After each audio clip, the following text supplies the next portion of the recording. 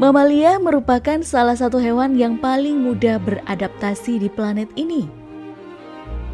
Mamalia adalah kelompok hewan yang sangat menarik dan dapat ditemukan di mana saja di muka bumi, mulai dari darat, laut, hingga di langit.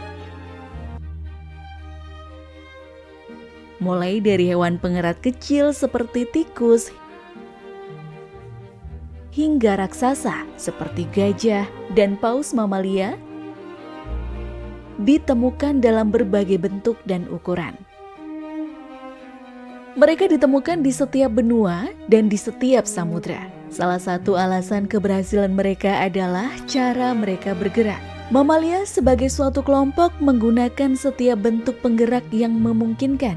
Spesies darat berjalan, berlari, melompat, memanjat, melompat-lompat, berayun, menggali, dan membuat liang. Spesies akuatik berenang, bergerak, dan menyelam, beberapa bahkan terbang.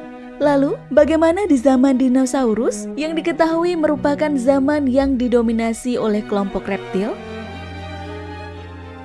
Untuk itu, dalam video kali ini kita akan sedikit membahas mengenai apa itu mamalia sebenarnya, serta sebagian pengetahuan mengenai evolusi dari mamalia. Dan tentu saja, bagaimana kondisi dan bentuk kehidupan dari mamalia di zaman ratusan juta tahun yang lalu, termasuk zaman dinosaurus.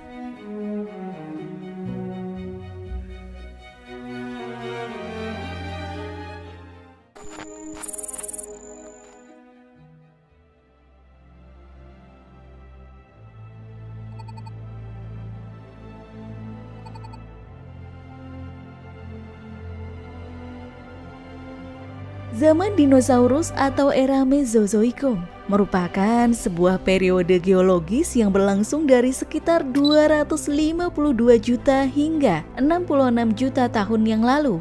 Era ini dikenal sebagai zaman dinosaurus karena selama periode ini dinosaurus adalah kelompok besar reptil yang paling dominan. Sedangkan era Mesozoikum dibagi menjadi 3 periode utama: Trias, Jura, dan Kapur, atau biasa disebut Triasik, Jurassic, dan Cretaceous. Selain itu, diketahui bahwa mamalia berevolusi dari sinapsid, sekelompok hewan purba yang muncul pada era Paleozoikum. Ini berarti sebelum kemunculan dinosaurus di era Mesozoikum, karena merupakan zaman yang lebih tua dan berbeda dari era Mesozoikum dalam skala waktu geologis. Untuk lebih tepatnya, sinapsid pertama kali muncul pada periode Karbon, sekitar 300 juta tahun yang lalu. Sinapsid awalnya dikenal sebagai reptil yang mirip mamalia karena mereka menunjukkan beberapa karakteristik yang mendekati mamalia. Transisi dari sinapsid ke mamalia melibatkan perubahan bertahap dalam struktur tengkorak, gigi, dan rahang. Mereka adalah kelompok yang mendominasi daratan selama periode ini di area Paleozoikum sebelum evolusi dari dinosaurus di era Mesozoikum. Archaeopteryx adalah genus Hypnasidae pertama yang diketahui, namun bukan sinapsid yang pertama. Archaeopteryx telah punah dan hidup selama Karbon akhir sekitar 306 juta tahun yang lalu. Sinapsid pertama atau tertua yang diketahui adalah yang hidup sekitar 308 juta tahun yang lalu. Sinapsida awal menyebar dan terdiversifikasi menjadi hewan darat terbesar pada periode Karbon akhir dan Permian awal. Panjangnya berkisar hingga 6 meter, seperti yang terkenal memiliki layar di punggungnya menyerupai Spinosaurus, namun tidak sepanjang sinapsida awal lainnya, yaitu Dimetrodon, yang memiliki panjang 1,7 hingga 4,6 meter. Dimetrodon sering disalahartikan sebagai dinosaurus atau sebagai dinosaurus kontemporer dalam budaya populer, tetapi ia punah sekitar 40 juta tahun sebelum munculnya dinosaurus ke permukaan. Meskipun mirip reptil dalam penampilan dan fisiologi, Dimetrodon jauh lebih dekat hubungannya dengan mamalia daripada reptil, meskipun ia bukan nenek moyang langsung mamalia. Nenek moyang langsung dari mamalia disebut Therapsida yang berevolusi dari Synapsida di periode Permian. Sedangkan mamalia pertama muncul pada akhir periode Trias. Salah satu contoh paling awal adalah Morganocodon yang hidup sekitar 205 juta tahun yang lalu. Morganocodon berukuran kecil, mungkin hanya seukuran tikus, dan memiliki gigi yang menunjukkan kemampuan untuk mengunyah makanan dengan lebih efisien dibandingkan nenek moyangnya yang reptil. Inilah mamalia pertama sekaligus yang hidup bersama dinosaurus di era Mesozoikum pada periode Jurassik, di mana diketahui era Mesozoikum berlangsung dari 252 hingga 66 juta tahun yang lalu. Dan salah satu dinosaurus paling awal diketahui yaitu Eoraptor yang hidup sekitar 231 hingga 228 juta tahun yang lalu. Mamalia yang kita kenal sebagai kelompok hewan dengan ciri-ciri seperti memiliki rambut atau bulu dan kelenjar untuk menyusui anaknya sebenarnya sudah ada sejak zaman dinosaurus. Meskipun seringkali bayangan kita tentang era Mesozoikum didominasi oleh dinosaurus raksasa, mamalia purba juga berkembang pada waktu itu meskipun mereka lebih kecil dan hidup di sela-sela hewan reptil besar tersebut. Fosil mamalia tertua yang diketahui berasal dari periode ini menunjukkan bahwa mamalia awal adalah hewan kecil yang kemungkinan besar hidup nokturnal.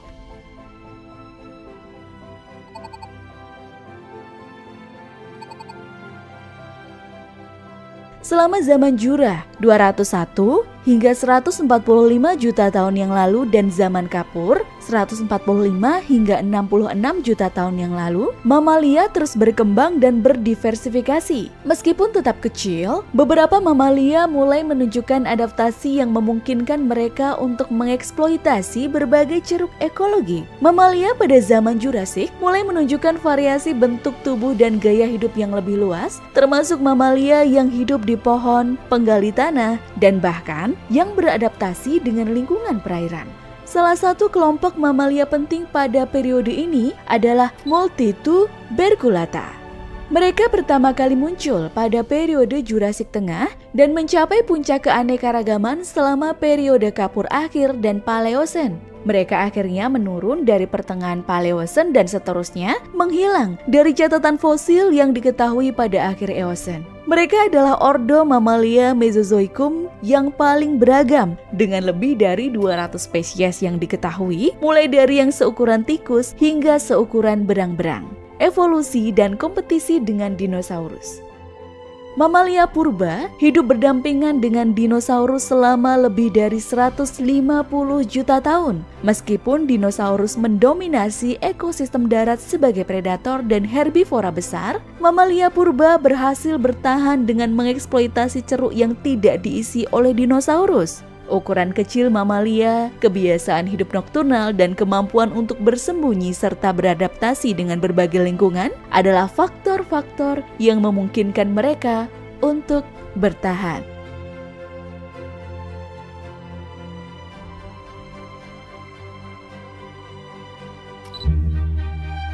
Selama era Mesozoikum, kehidupan sebelum kemunculan manusia dengan lingkungan yang sangat mengesankan, sekaligus mengerikan dengan bayang-bayang predator di mana-mana. Di daratan didominasi oleh dinosaurus dengan mamalia awal yang juga hidup bersama dinosaurus. Sedangkan di langit dikuasai oleh Pterosaurus. Lalu, bagaimana dengan kondisi kehidupan ikan di lautan pada masa itu yang juga diketahui dipenuhi dengan Plesiosaurus ataupun Ichthyosaurus? Ikan apa saja yang juga hidup berdampingan dengan para dinosaurus, serta ikan apa saja yang berhasil bertahan sejak zaman dinosaurus hingga saat ini?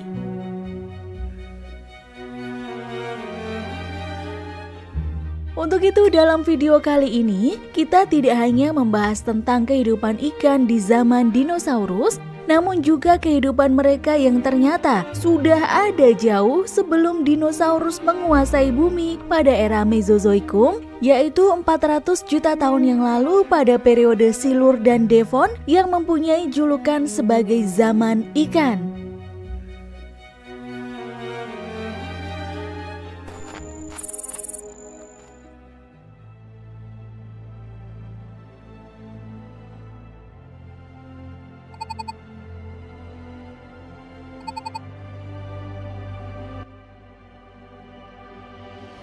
Ikan telah ada jauh sebelum munculnya dinosaurus. Mereka pertama kali muncul pada zaman Paleozoikum, yaitu era sebelum munculnya dinosaurus, tepatnya pada periode Silur, sekitar 440 juta tahun yang lalu. Namun pada zaman Mesozoikum, ikan mengalami diversifikasi yang signifikan. Diversifikasi yang dimaksud merujuk pada variasi spesies dan adaptasi yang terjadi selama periode waktu geologis. Pada era Mesozoikum, diversifikasi hewan purba mencerminkan bagaimana spesies-spesies hewan mengalami evolusi dan adaptasi untuk mengisi berbagai nis ekologis yang tersedia di lingkungan mereka. Fosil tertua hewan yang menyerupai ikan berasal dari 518 hingga 530 juta tahun yang lalu, yang ditemukan di Cina dan disebut Hycoistes. Hewan ini panjangnya sekitar 1 inci atau 2,5 cm dan memiliki kepala dengan 7 hingga 8 celah di pangkalnya yang menyerupai insang. Mereka juga memiliki tulang belakang yang jelas dan dikelilingi oleh otot. Namun, ada beberapa hal yang membuat Hycoistes tidak menyerupai ikan modern manapun. Misalnya, mereka tidak memiliki rahang. Sebaliknya, mulut mereka adalah lubang berbentuk kerucut yang mirip dengan yang terlihat pada hagfish dan lamprey modern. Mereka juga tampaknya tidak memiliki sirip samping. Meskipun ilmuwan tidak melihat langsung apa yang terjadi di bumi pada zaman prasejarah, mereka menggunakan petunjuk geologi untuk mencari tahu hewan apa yang hidup pada masa itu. Mereka mempunyai metode untuk memilah garis waktu yang sangat kuno dan bahkan menemukan tanggal pada fosil seperti Hycoistes. Ikan memainkan peran kunci dalam ekosistem laut prasejarah. Mereka adalah bagian penting dari rantai makanan dan berkontribusi terhadap keseimbangan ekologi. Setelah berakhirnya periode Silur di era Paleozoikum, kemudian berganti ke periode berikutnya di era Paleozoikum, yaitu pada periode Devon 419 juta tahun yang lalu. Pada zaman yang dikenal sebagai zaman Devon ini, ikan mengalami perkembangan yang sangat pesat dan bervariasi, sehingga periode ini sering disebut sebagai zaman ikan. Pada waktu itu, ada jenis ikan yang disebut Plasodem yang memiliki pelindung keras di tubuhnya, dan mereka hampir ada di setiap jenis lingkungan perairan yang ada. Di laut, jenis ikan bertulang rawan seperti hiu primitif menjadi lebih umum dibandingkan pada zaman sebelumnya. Selain itu, ada kelompok ikan yang disebut Tetrapodomorpha. Tetrapodomorpha adalah kelompok ikan yang hidup sekitar 375 juta tahun yang lalu dan mereka merupakan nenek moyang dari semua vertebrata berkaki 4 seperti amfibi, reptil, burung, dan mamalia. Mereka mulai menunjukkan ciri yang akan membantu mereka hidup di darat, serta Tetrapodomorph adalah jenis ikan kuno yang berperan penting untuk evolusi vertebrata berkaki 4. Salah satu genus dari ikan ini yang paling terkenal adalah Tiktaalik. Mereka memiliki sirip yang mulai berkembang menjadi lebih mirip dengan kaki, dengan sirip dada dan sirip panggul yang lebih kuat dan berotot. Meskipun mereka masih hidup di air, perubahan ini adalah langkah awal menuju adaptasi ke kehidupan di darat. Jadi, Tetrapodomorph adalah jembatan antara ikan dan vertebrata berkaki 4, membantu kita memahami bagaimana nenek moyang kita bertransisi dari kehidupan di air ke kehidupan di darat. Namun, pada saat ini mereka belum sepenuhnya siap untuk hidup di darat. Selain itu, jenis ikan bertulang keras atau bertulang sejati sudah ada sejak zaman Devonian. Ikan telah ada selama ratusan juta tahun dan telah berevolusi serta berkembang biak secara signifikan dari waktu ke waktu.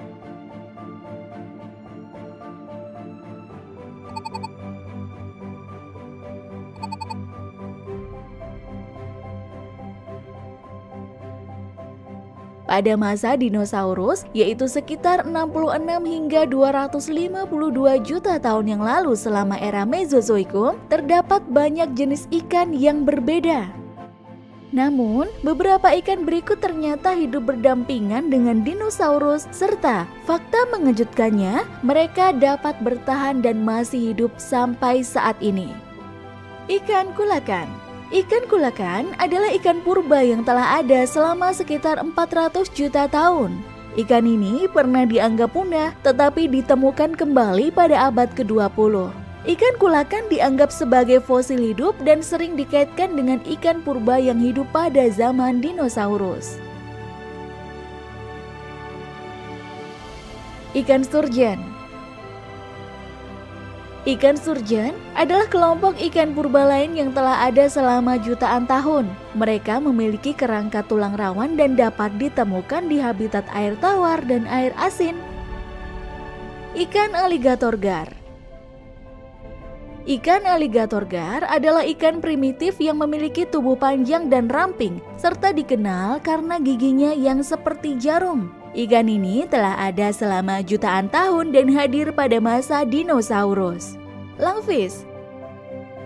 Lungfish adalah ikan purba yang memiliki insang dan organ mirip paru-paru, yang memungkinkan mereka menghirup udara. Ikan ini telah ada selama ratusan juta tahun dan sudah ada sejak zaman dinosaurus. Sebuah studi baru pada bulan September 2023 kemarin oleh para peneliti dari University of Bath di Inggris dan University Nacional Autónoma de Mexico menunjukkan bahwa tumbuhan berbunga relatif tidak terpengaruh oleh kepunahan massal yang membunuh dinosaurus 66 juta tahun lalu. Meskipun beberapa spesies mengalami kepunahan, peristiwa dahsyat itu membantu tumbuhan berbunga menjadi jenis tumbuhan yang dominan saat ini.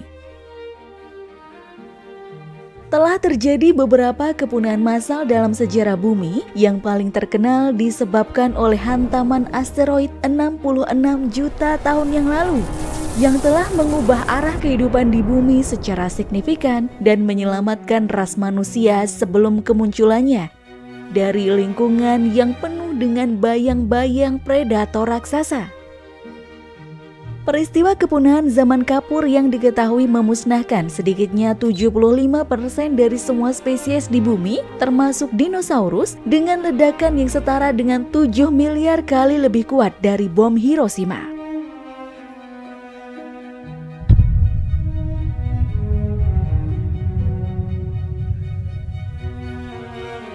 Di dekat lokasi tubrukan, hewan dan tumbuhan mati akibat temperatur sangat tinggi, hempasan angin kuat, gempa, tsunami, atau batu-batuan yang jatuh dari langit.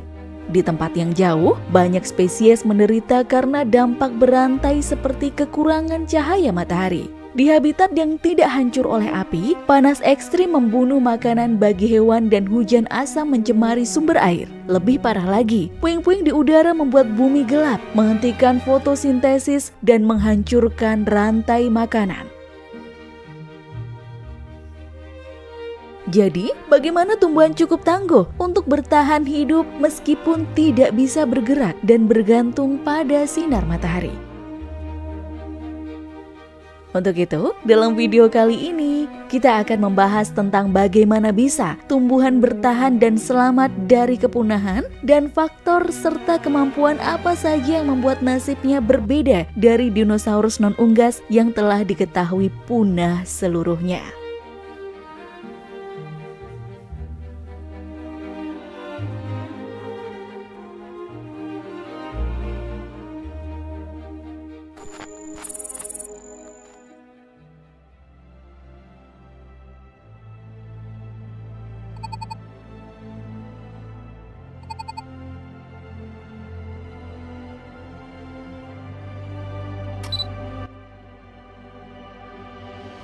Tumbuhan tidak memiliki kerangka seperti kebanyakan hewan yang berarti fosilnya relatif langka dibandingkan dengan hewan. Sehingga sangat sulit untuk memahami garis waktu evolusi dari bukti fosil saja. Seperti yang disebutkan pada awal video, sebuah penelitian yang telah menganalisa pohon evolusi yang dibangun dari mutasi dalam urutan DNA hingga 73.000 spesies tumbuhan atau Angiospermae yang masih hidup menunjukkan bahwa tumbuhan berbunga relatif tidak terpengaruh oleh kepunahan massal. Mungkin kalian bertanya-tanya, apa itu Angiospermae? Angiospermae adalah kelompok tumbuhan yang paling beragam dan paling dominan di planet hingga saat ini. Mereka dikenal karena memiliki bunga dan menghasilkan biji yang tertutup dalam struktur pelindung yang sekarang disebut dengan buah. Contoh beberapa seperti tumbuhan padi, pohon mangga, apel, dan kaktus. Loh, kenapa kaktus? Bukannya kaktus itu tidak ada buahnya? Kaktus itu mempunyai buah ya guys, seperti ini. Angiospermae diketahui pertama kali muncul sekitar 140 juta tahun yang lalu pada periode Kapur. Mereka dengan cepat mendiversifikasi dan mendominasi ekosistem darat dengan menggantikan banyak Gymnospermae yang sebelumnya dominan. Sedangkan Gymnospermae atau Gymnosperma adalah kelompok tumbuhan berbiji yang tidak memiliki bunga sejati dan biji mereka tidak tertutup oleh buah. Meskipun catatan fosil menunjukkan bahwa banyak spesies memang punah, garis keturunan tempat mereka berasal seperti famili dan ordo bertahan cukup lama untuk berkembang dan kemudian mendominasi. Ini berbeda dengan nasib dinosaurus non-unggas yang punah secara keseluruhan.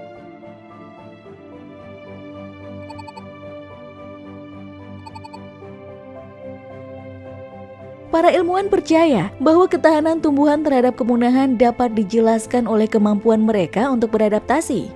Misalnya, evolusi mekanisme penyebaran biji dan penyerbukan baru. Mekanisme penyebaran biji yang dimaksud di sini seperti dengan bantuan angin kencang yang membantu dalam penyebaran biji.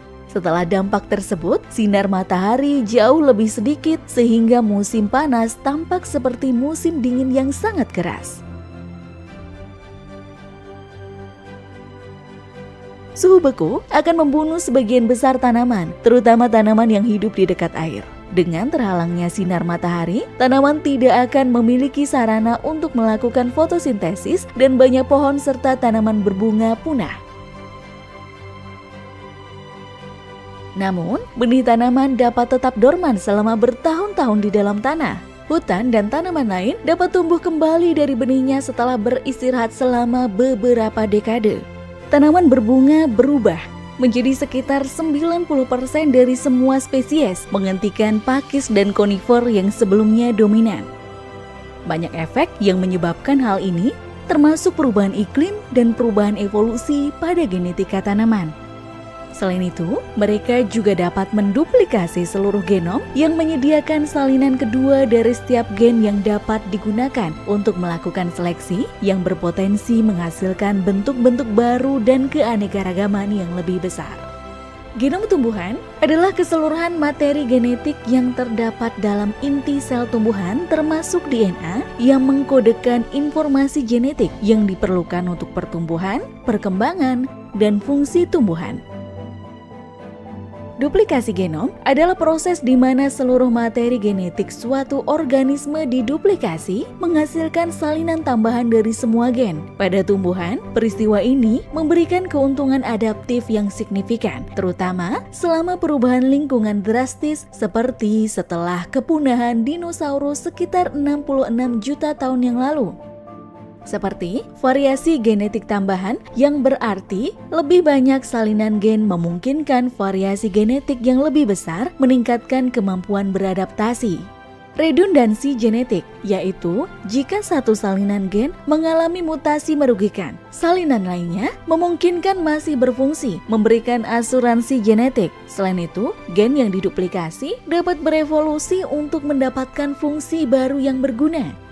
Dan juga genom yang lebih besar dan beragam memungkinkan berbagai mekanisme metabolik untuk menghadapi stres lingkungan yang beragam seperti sinar matahari yang berkurang dan suhu yang lebih dingin.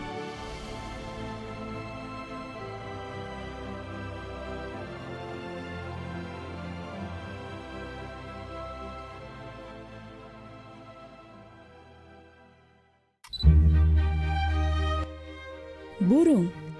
Sekarang diterima sebagai jenis dinosaurus dengan bukti yang cukup kuat, bukan hanya dari kesamaan kerangka dan tulang fosil, tetapi juga dari jaringan lunak yang membatu termasuk bulu. Beberapa dinosaurus, terutama dari zaman kapur seperti Meilong, menunjukkan ciri-ciri mirip burung, seperti posisi tidur yang mirip dengan cara burung bertengger saat ini. Fosil Meilong ditemukan terawatkan dalam abu vulkanik, menunjukkan posisi tidur yang sangat mirip dengan burung modern. Burung termasuk dalam kelompok dinosaurus theropoda, yang juga mencakup dinosaurus terkenal seperti T-Rex. Theropoda adalah kelompok dinosaurus bipedal dan beberapa spesies dalam kelompok ini memiliki lebih banyak ciri mirip burung daripada yang lain.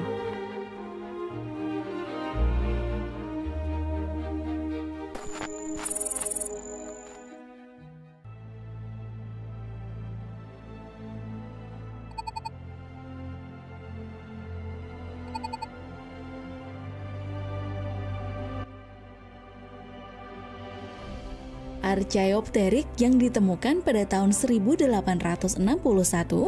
adalah salah satu contoh dinosaurus yang sangat mirip dengan burung. Archaeopteryx berasal dari era Jurassic akhir, sekitar 150 juta tahun yang lalu. Selain Archaeopteryx, ada dinosaurus lain seperti Velociraptor yang berasal dari zaman kapur akhir sekitar 100 hingga 66 juta tahun yang lalu dan menunjukkan ciri-ciri mirip burung. Fosil baru dari Cina memberikan wawasan tambahan mengenai evolusi burung, termasuk fosil Anchiornis dan Yihi. Anchiornis adalah dinosaurus bersayap dari akhir Jura dengan susunan bulu yang besar di kakinya. Fosil ini menunjukkan kemungkinan bahwa burung berevolusi dari nenek moyang yang memiliki 4 sayap. Yihi ditemukan beberapa tahun terakhir, menunjukkan jaringan lunak dengan membran sayap yang mirip dengan kelelawar. Meskipun tidak semua kerabat dekat burung dari era dinosaurus dapat terbang, beberapa di antaranya menunjukkan berbagai cara penerbangan yang berbeda. Ini menunjukkan bahwa eksperimen awal penerbangan terjadi pada dinosaurus dengan burung menjadi bentuk penerbangan paling berhasil dan bertahan hingga saat ini.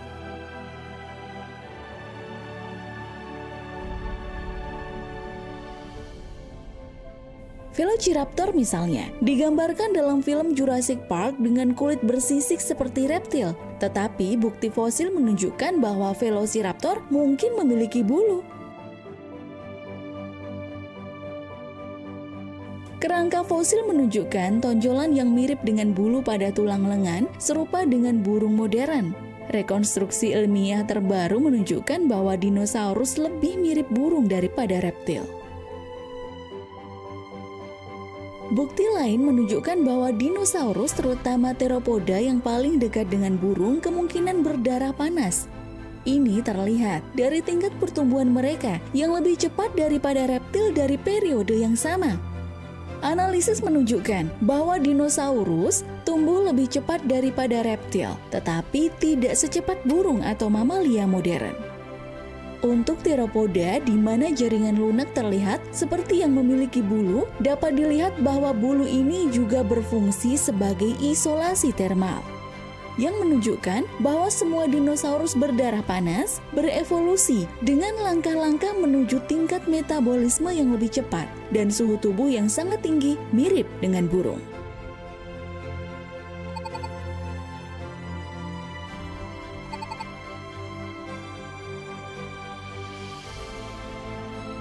Perdebatan mengenai asal-usul burung seringkali berkisar pada apakah burung benar-benar dinosaurus atau bukan. Jika burung bukan dinosaurus, sulit untuk menentukan kelompok fosil lain yang bisa menjadi nenek moyang burung. Burung yang memiliki banyak kesamaan dengan theropoda dan tidak ada kandidat fosil lain yang lebih meyakinkan. Pemahaman bahwa burung adalah dinosaurus membantu menjelaskan ciri-ciri mereka seperti bipedalisme yang diwarisi dari teropoda, yang menjelaskan mengapa burung dapat mengembangkan kemampuan terbang dari tungkai depan berbeda dengan kelelawar atau pterosaurus. Lalu, bagaimana dengan beberapa kelompok dinosaurus seperti Triceratops yang memiliki paruh di bagian depan mulutnya yang juga mirip dengan salah satu ciri burung?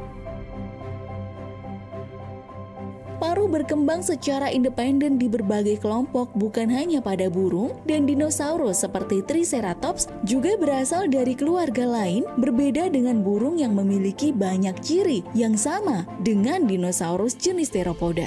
Ahli paleontologi sering bertanya tentang apa yang membedakan Archaeopteryx dari dinosaurus mirip burung lainnya, dan jawabannya seringkali terletak pada kemampuan terbang bertenaga.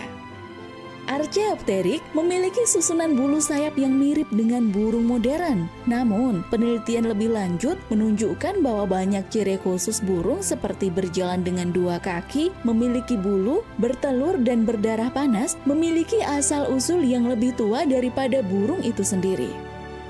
Kemampuan terbang bertenaga pada dinosaurus mirip burung mungkin berasal dari nenek moyang yang awalnya adalah pemanjat pohon. Walaupun hal ini belum jelas diketahui, namun bisa saja untuk mengembangkan kemampuan terbang dari pohon ke bawah lebih mudah secara aerodinamis dibandingkan dengan mengembangkan kemampuan terbang dari bawah ke atas yang memerlukan penguasaan kontrol dan kekuatan terbang yang lebih kompleks. Burung adalah satu-satunya dinosaurus yang selamat dari kepunahan massal pada akhir zaman kapur. Hewan darat berbadan besar sangat terpengaruh oleh kepunahan tersebut. Sedangkan hewan kecil termasuk burung dan mamalia memiliki peluang lebih baik untuk bertahan hidup. Beberapa burung mungkin juga memiliki keuntungan dalam bertahan hidup seperti pola makan biji-bijian atau ikan. Kepunahan massal dinosaurus tampaknya lebih cepat daripada peristiwa kepunahan massal sebelumnya dengan penurunan kelimpahan dan hilangnya spesies yang lebih cepat. Pemantauan burung dan spesies lain saat ini sangat penting untuk mencegah kepunahan yang tidak disadari. Pelajaran dari kepunahan massal menunjukkan bahwa biosfer akan pulih seiring waktu, tetapi proses ini memerlukan waktu yang jauh lebih lama daripada rentang waktu yang berguna bagi manusia. Serta memantau spesies seperti burung adalah salah satu langkah penting untuk melindungi mereka dari kepunahan yang tidak disadari.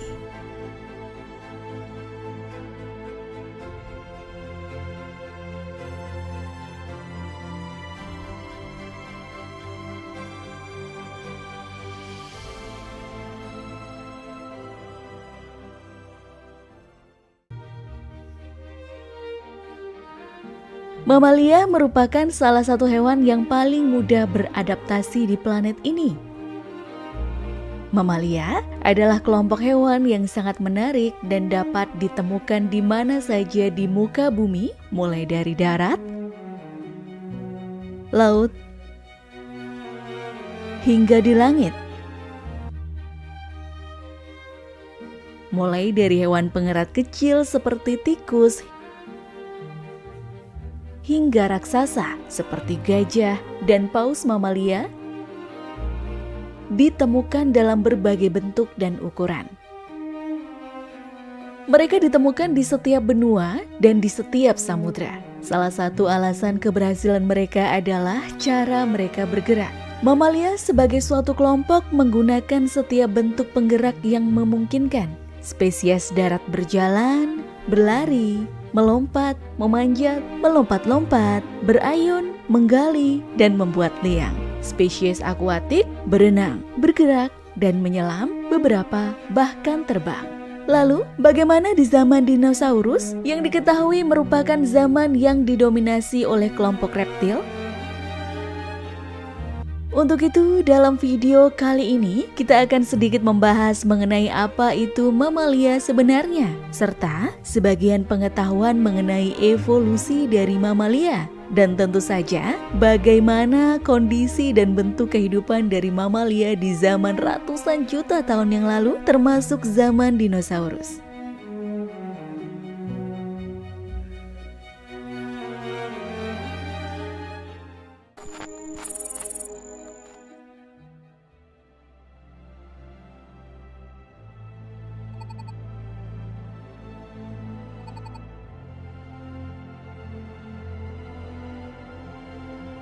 Zaman dinosaurus atau era Mesozoikum merupakan sebuah periode geologis yang berlangsung dari sekitar 252 juta hingga 66 juta tahun yang lalu. Era ini dikenal sebagai zaman dinosaurus karena selama periode ini dinosaurus adalah kelompok besar reptil yang paling dominan. Sedangkan era Mesozoikum dibagi menjadi 3 periode utama, Trias, Jura, dan Kapur, atau biasa disebut Triasik, Jurasik, dan Cretaceous. Selain itu, diketahui bahwa mamalia berevolusi dari sinapsid, sekelompok hewan purba yang muncul pada era Paleozoikum. Ini berarti sebelum kemunculan dinosaurus di era Mesozoikum karena merupakan zaman yang lebih tua dan berbeda dari era Mesozoikum dalam skala waktu geologis. Untuk lebih tepatnya, sinapsid pertama kali muncul pada periode Karbon, sekitar 300 juta tahun yang lalu. Sinapsid awalnya dikenal sebagai reptil yang mirip mamalia karena mereka menunjukkan beberapa karakteristik yang mendekati mamalia. Transisi dari sinapsid ke mamalia melibatkan perubahan bertahap dalam struktur tengkorak, gigi, dan rahang. Mereka adalah kelompok yang mendominasi daratan selama periode ini di area Paleozoikum sebelum evolusi dari dinosaurus di era Mesozoikum. Archaeopteryx adalah genus Hypnasidae pertama yang diketahui, namun bukan sinapsid yang pertama. Archaeopteryx telah punah dan hidup selama Karbon akhir sekitar 306 juta tahun yang lalu. Sinapsid pertama atau tertua yang diketahui adalah yang hidup sekitar 308 juta tahun yang lalu. Sinapsida awal menyebar dan terdiversifikasi menjadi hewan darat terbesar pada periode Karbon akhir dan Permian awal. Panjangnya berkisar hingga 6 meter, seperti yang terkenal memiliki layar di punggungnya menyerupai Spinosaurus, namun tidak sepanjang sinapsida awal lainnya, yaitu Dimetrodon, yang memiliki panjang 1,7 hingga 4,6 meter.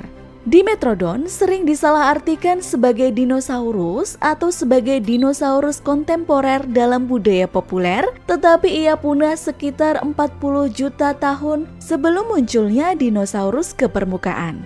Meskipun mirip reptil dalam penampilan dan fisiologi, Dimetrodon jauh lebih dekat hubungannya dengan mamalia daripada reptil.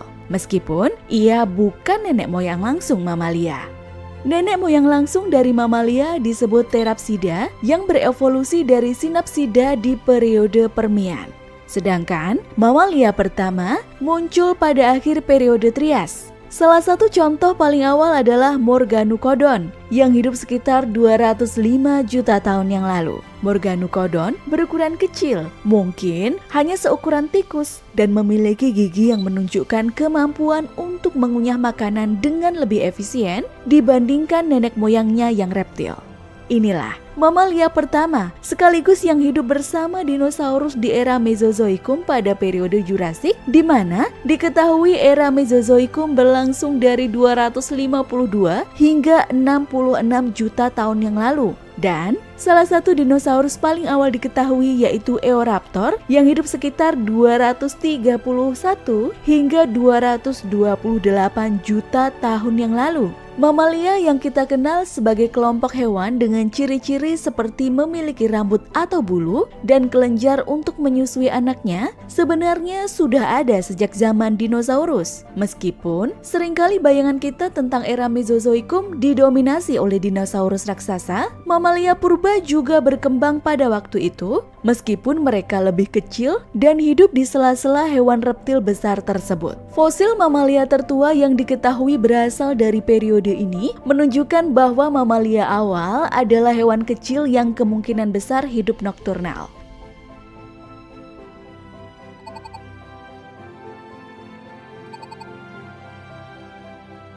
Selama zaman Jura 201 hingga 145 juta tahun yang lalu dan zaman kapur 145 hingga 66 juta tahun yang lalu, mamalia terus berkembang dan berdiversifikasi. Meskipun tetap kecil, beberapa mamalia mulai menunjukkan adaptasi yang memungkinkan mereka untuk mengeksploitasi berbagai ceruk ekologi. Mamalia pada zaman Jurasik mulai menunjukkan variasi bentuk tubuh dan gaya hidup yang lebih luas, termasuk mamalia yang hidup di pohon, penggali tanah, dan bahkan yang beradaptasi dengan lingkungan perairan. Salah satu kelompok mamalia penting pada periode ini adalah Multituberculata. Mereka pertama kali muncul pada periode Jurasik Tengah dan mencapai puncak keanekaragaman selama periode Kapur akhir dan Paleosen. Mereka akhirnya menurun dari pertengahan Paleosen dan seterusnya menghilang dari catatan fosil yang diketahui pada akhir Eosen. Mereka adalah ordo mamalia Mesozoikum yang paling beragam dengan lebih dari 200 spesies yang diketahui, mulai dari yang seukuran tikus hingga seukuran berang-berang. Evolusi dan kompetisi dengan dinosaurus.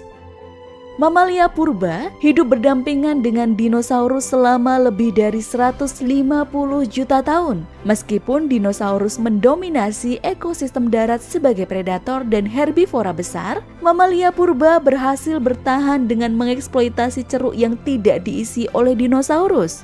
Ukuran kecil mamalia, kebiasaan hidup nokturnal, dan kemampuan untuk bersembunyi serta beradaptasi dengan berbagai lingkungan adalah faktor-faktor yang memungkinkan mereka untuk bertahan.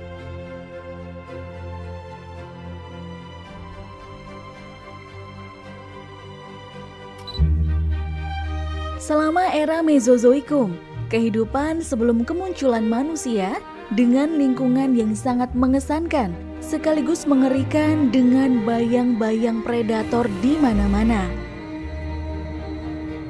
Di daratan didominasi oleh dinosaurus dengan mamalia awal yang juga hidup bersama dinosaurus. Sedangkan di langit dikuasai oleh Pterosaurus.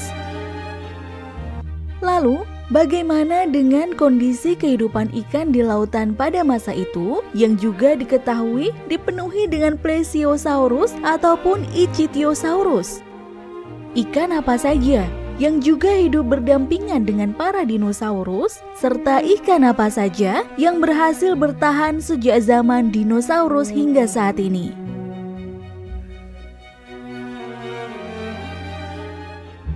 Untuk itu dalam video kali ini, kita tidak hanya membahas tentang kehidupan ikan di zaman dinosaurus, namun juga kehidupan mereka yang ternyata sudah ada jauh sebelum dinosaurus menguasai bumi pada era Mesozoikum, yaitu 400 juta tahun yang lalu pada periode Silur dan Devon yang mempunyai julukan sebagai zaman ikan.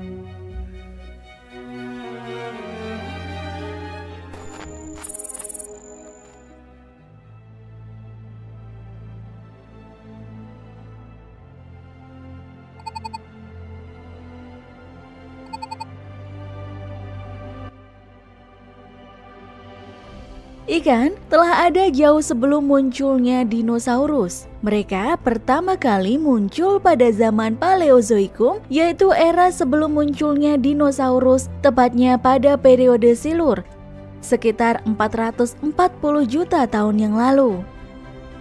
Namun pada zaman Mesozoikum, ikan mengalami diversifikasi yang signifikan.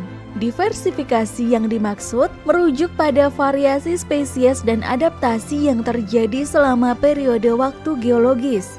Pada era Mesozoikum, diversifikasi hewan purba mencerminkan bagaimana spesies-spesies hewan mengalami evolusi dan adaptasi untuk mengisi berbagai nis ekologis yang tersedia di lingkungan mereka.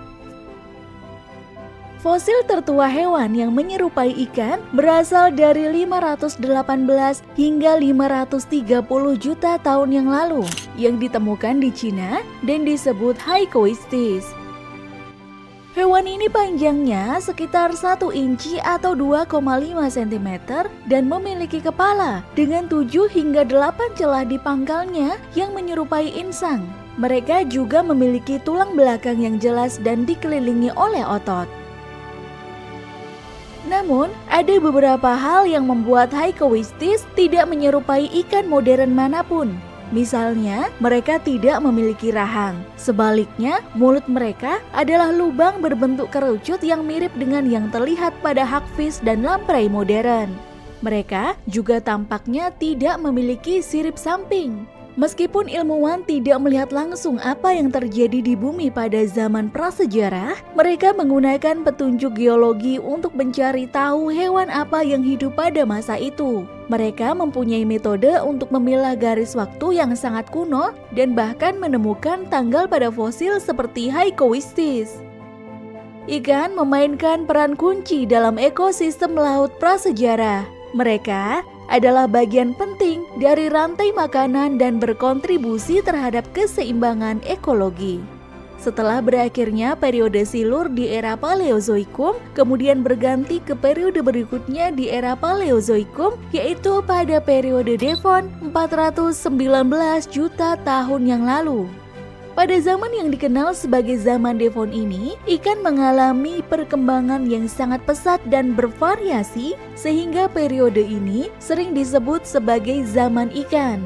Pada waktu itu, ada jenis ikan yang disebut Plasodem yang memiliki pelindung keras di tubuhnya, dan mereka hampir ada di setiap jenis lingkungan perairan yang ada. Di laut, jenis ikan bertulang rawan seperti hiu primitif menjadi lebih umum dibandingkan pada zaman sebelumnya. Selain itu, ada kelompok ikan yang disebut Tetrapodomorpha.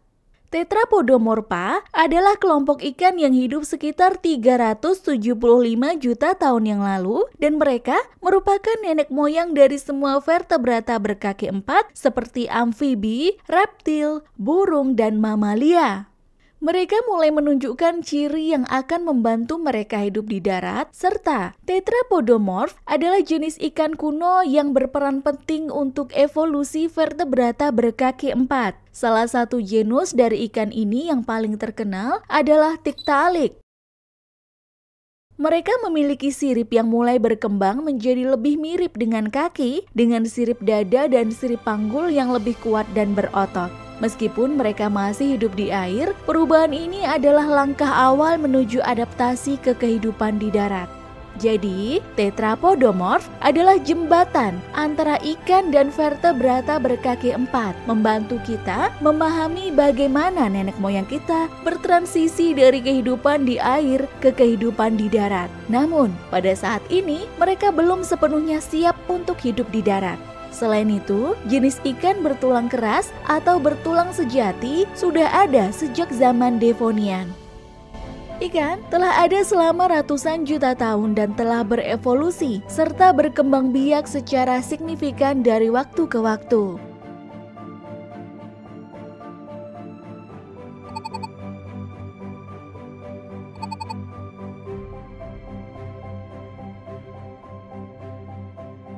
Pada masa dinosaurus, yaitu sekitar 66 hingga 252 juta tahun yang lalu selama era Mesozoikum, terdapat banyak jenis ikan yang berbeda.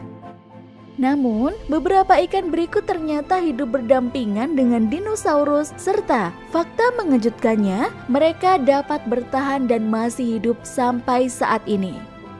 Ikan kulakan. Ikan kulakan adalah ikan purba yang telah ada selama sekitar 400 juta tahun.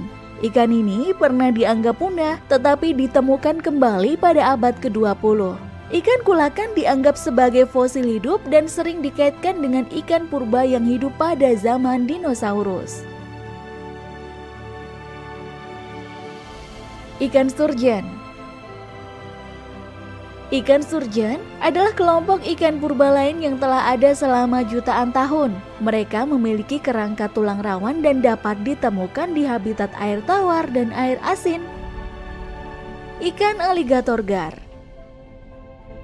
Ikan aligator gar adalah ikan primitif yang memiliki tubuh panjang dan ramping, serta dikenal karena giginya yang seperti jarum. Ikan ini telah ada selama jutaan tahun dan hadir pada masa dinosaurus. Lungfish. Lungfish adalah ikan purba yang memiliki insang dan organ mirip paru-paru yang memungkinkan mereka menghirup udara. Ikan ini telah ada selama ratusan juta tahun dan sudah ada sejak zaman dinosaurus.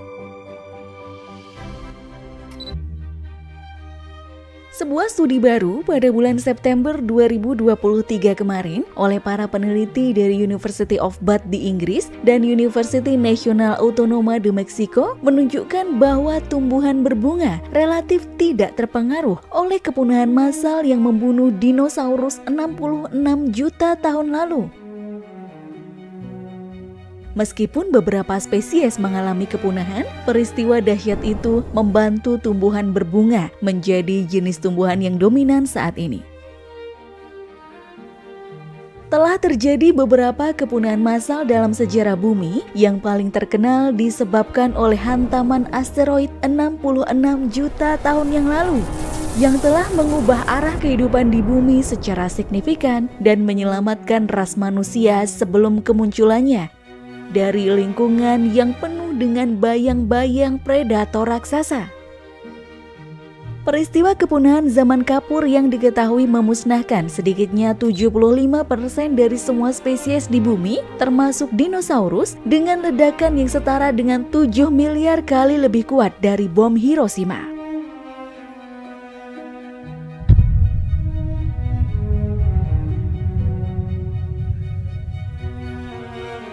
Di dekat lokasi tubrukan, hewan dan tumbuhan mati akibat temperatur sangat tinggi, hempasan angin kuat, gempa, tsunami, atau batu-batuan yang jatuh dari langit. Di tempat yang jauh, banyak spesies menderita karena dampak berantai seperti kekurangan cahaya matahari. Di habitat yang tidak hancur oleh api, panas ekstrim membunuh makanan bagi hewan dan hujan asam mencemari sumber air. Lebih parah lagi, puing-puing di udara membuat bumi gelap, menghentikan fotosintesis dan menghancurkan rantai makanan. Jadi, bagaimana tumbuhan cukup tangguh untuk bertahan hidup meskipun tidak bisa bergerak dan bergantung pada sinar matahari? Untuk itu, dalam video kali ini, kita akan membahas tentang bagaimana bisa tumbuhan bertahan dan selamat dari kepunahan dan faktor serta kemampuan apa saja yang membuat nasibnya berbeda dari dinosaurus non-unggas yang telah diketahui punah seluruhnya.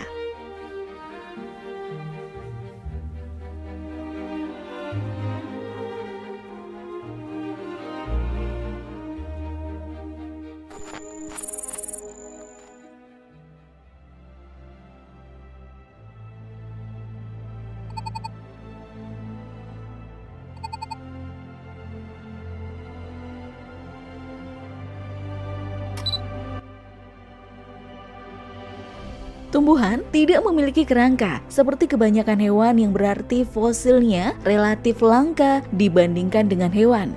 Sehingga sangat sulit untuk memahami garis waktu evolusi dari bukti fosil saja.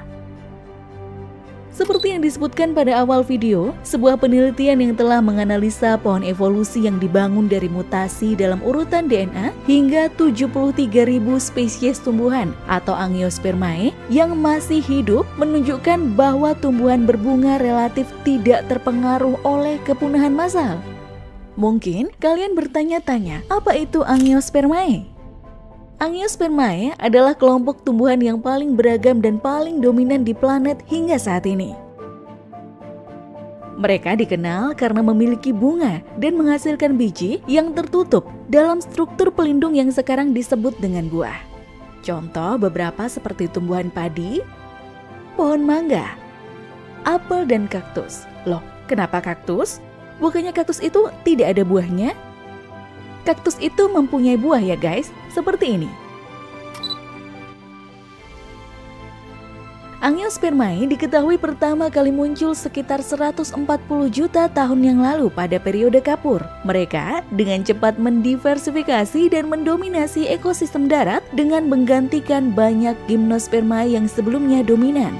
Sedangkan Gymnospermae atau Gymnosperma adalah kelompok tumbuhan berbiji yang tidak memiliki bunga sejati dan biji mereka tidak tertutup oleh buah.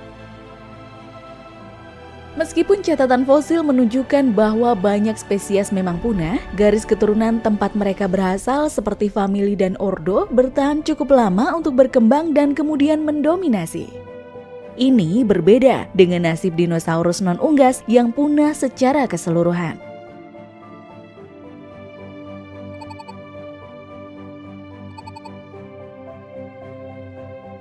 Para ilmuwan percaya bahwa ketahanan tumbuhan terhadap kepunahan dapat dijelaskan oleh kemampuan mereka untuk beradaptasi. Misalnya, evolusi mekanisme penyebaran biji dan penyerbukan baru. Mekanisme penyebaran biji yang dimaksud di sini seperti dengan bantuan angin kencang yang membantu dalam penyebaran biji. Setelah dampak tersebut, sinar matahari jauh lebih sedikit sehingga musim panas tampak seperti musim dingin yang sangat keras. Suhu beku akan membunuh sebagian besar tanaman, terutama tanaman yang hidup di dekat air. Dengan terhalangnya sinar matahari, tanaman tidak akan memiliki sarana untuk melakukan fotosintesis dan banyak pohon serta tanaman berbunga punah. Namun, benih tanaman dapat tetap dorman selama bertahun-tahun di dalam tanah. Hutan dan tanaman lain dapat tumbuh kembali dari benihnya setelah beristirahat selama beberapa dekade. Tanaman berbunga berubah menjadi sekitar 90% dari semua spesies, menghentikan pakis dan konifer yang sebelumnya dominan. Banyak efek yang menyebabkan hal ini, termasuk perubahan iklim dan perubahan evolusi pada genetika tanaman. Selain itu, mereka juga dapat menduplikasi seluruh genom yang menyediakan salinan kedua dari setiap gen yang dapat digunakan untuk melakukan seleksi yang berpotensi menghasilkan bentuk-bentuk baru dan keanekaragaman yang lebih besar. Genom tumbuhan adalah keseluruhan materi genetik yang terdapat dalam inti sel tumbuhan termasuk DNA yang mengkodekan informasi genetik yang diperlukan untuk pertumbuhan, perkembangan, dan fungsi tumbuhan. Duplikasi genom adalah proses di mana seluruh materi genetik suatu organisme diduplikasi menghasilkan salinan tambahan dari semua gen. Pada tumbuhan, peristiwa ini memberikan keuntungan adaptif yang signifikan, terutama selama perubahan lingkungan drastis seperti setelah kepunahan dinosaurus sekitar 66 juta tahun yang lalu. Seperti variasi genetik tambahan yang berarti lebih banyak salinan gen memungkinkan variasi genetik yang lebih besar meningkatkan kemampuan beradaptasi. Redundansi genetik, yaitu jika satu salinan gen mengalami mutasi merugikan, salinan lainnya memungkinkan masih berfungsi, memberikan asuransi genetik. Selain itu, gen yang diduplikasi dapat berevolusi untuk mendapatkan fungsi baru yang berguna. Dan juga genom yang lebih besar dan beragam memungkinkan berbagai mekanisme metabolik untuk menghadapi stres lingkungan yang beragam seperti sinar matahari yang berkurang dan suhu yang lebih dingin.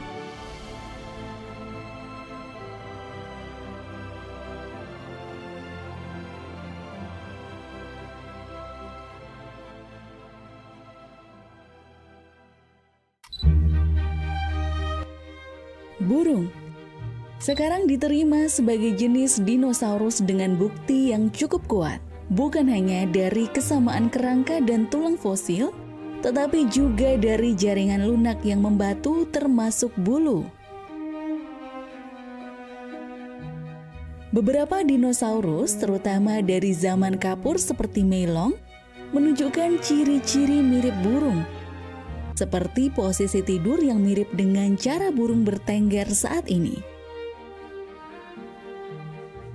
Fosil Meilong ditemukan terawatkan dalam abu vulkanik, menunjukkan posisi tidur yang sangat mirip dengan burung modern.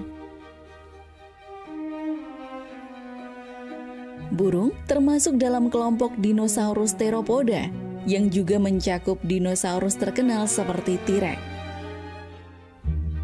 Theropoda adalah kelompok dinosaurus bipedal dan beberapa spesies dalam kelompok ini memiliki lebih banyak ciri mirip burung daripada yang lain.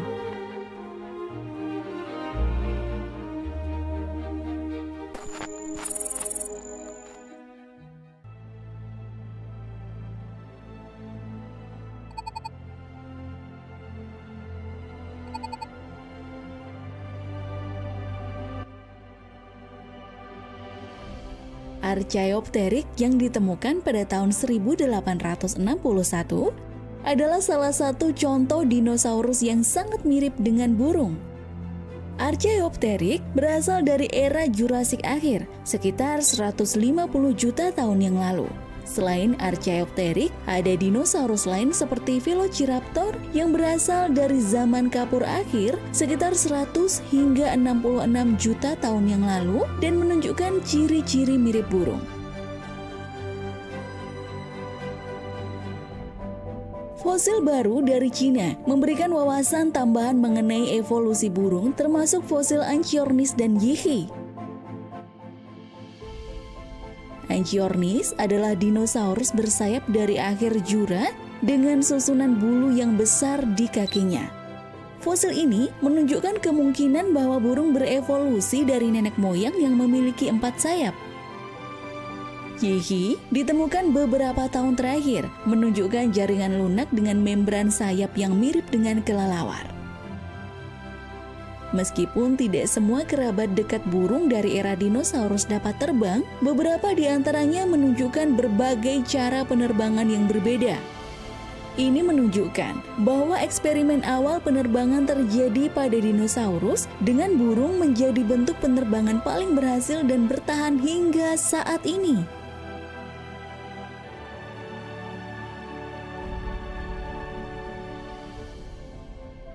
Velociraptor misalnya, digambarkan dalam film Jurassic Park dengan kulit bersisik seperti reptil, tetapi bukti fosil menunjukkan bahwa Velociraptor mungkin memiliki bulu. Kerangka fosil menunjukkan tonjolan yang mirip dengan bulu pada tulang lengan, serupa dengan burung modern. Rekonstruksi ilmiah terbaru menunjukkan bahwa dinosaurus lebih mirip burung daripada reptil. Bukti lain menunjukkan bahwa dinosaurus, terutama teropoda yang paling dekat dengan burung, kemungkinan berdarah panas. Ini terlihat dari tingkat pertumbuhan mereka yang lebih cepat daripada reptil dari periode yang sama.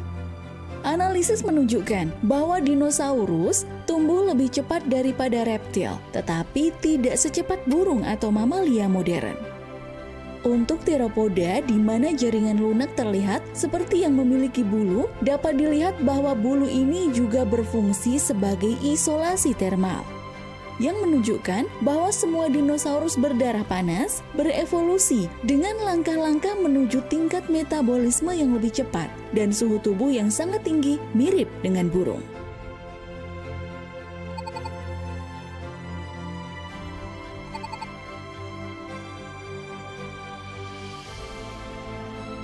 Perdebatan mengenai asal-usul burung seringkali berkisar pada apakah burung benar-benar dinosaurus atau bukan. Jika burung bukan dinosaurus, sulit untuk menentukan kelompok fosil lain yang bisa menjadi nenek moyang burung. Burung yang memiliki banyak kesamaan dengan teropoda dan tidak ada kandidat fosil lain yang lebih meyakinkan. Pemahaman bahwa burung adalah dinosaurus membantu menjelaskan ciri-ciri mereka seperti bipedalisme yang diwarisi dari teropoda, yang menjelaskan mengapa burung dapat mengembangkan kemampuan terbang dari tungkai depan berbeda dengan kelelawar atau Pterosaurus. Lalu, bagaimana dengan beberapa kelompok dinosaurus seperti Triceratops yang memiliki paruh di bagian depan mulutnya yang juga mirip dengan salah satu ciri burung? Paruh berkembang secara independen di berbagai kelompok, bukan hanya pada burung, dan dinosaurus seperti Triceratops juga berasal dari keluarga lain berbeda dengan burung yang memiliki banyak ciri yang sama dengan dinosaurus jenis teropoda. Ahli paleontologi sering bertanya tentang apa yang membedakan Archaeopteryx dari dinosaurus mirip burung lainnya, dan jawabannya seringkali terletak pada kemampuan terbang bertenaga. Archaeopteryx memiliki susunan bulu sayap yang mirip dengan burung modern. Namun, penelitian lebih lanjut menunjukkan bahwa banyak ciri khusus burung seperti berjalan dengan 2 kaki, memiliki bulu, bertelur, dan berdarah panas memiliki asal-usul yang lebih tua daripada burung itu sendiri. Kemampuan terbang bertenaga pada dinosaurus mirip burung mungkin berasal dari nenek moyang yang awalnya adalah pemanjat pohon. Walaupun hal ini belum jelas diketahui, namun bisa saja untuk mengembangkan kemampuan terbang dari pohon ke bawah lebih mudah secara aerodinamis dibandingkan dengan mengembangkan kemampuan terbang dari bawah ke atas yang memerlukan penguasaan kontrol dan kekuatan terbang yang lebih kompleks. Burung adalah satu-satunya dinosaurus yang selamat dari kepunahan massal pada akhir zaman kapur. Hewan darat berbadan besar sangat terpengaruh oleh kepunahan tersebut. Sedangkan hewan kecil termasuk burung dan mamalia memiliki peluang lebih baik untuk bertahan hidup. Beberapa burung mungkin juga memiliki keuntungan dalam bertahan hidup seperti pola makan biji-bijian atau ikan. Kepunahan massal dinosaurus tampaknya lebih cepat daripada peristiwa kepunahan massal sebelumnya dengan penurunan kelimpahan dan hilangnya spesies yang lebih cepat. Pemantauan burung dan spesies lain saat ini sangat penting untuk mencegah kepunahan yang tidak disadari. Pelajaran dari kepunahan massal menunjukkan bahwa biosfer akan pulih seiring waktu, tetapi proses ini memerlukan waktu yang jauh lebih lama daripada rentang waktu yang berguna bagi manusia. Serta memantau spesies seperti burung adalah salah satu langkah penting untuk melindungi mereka dari kepunahan yang tidak disadari.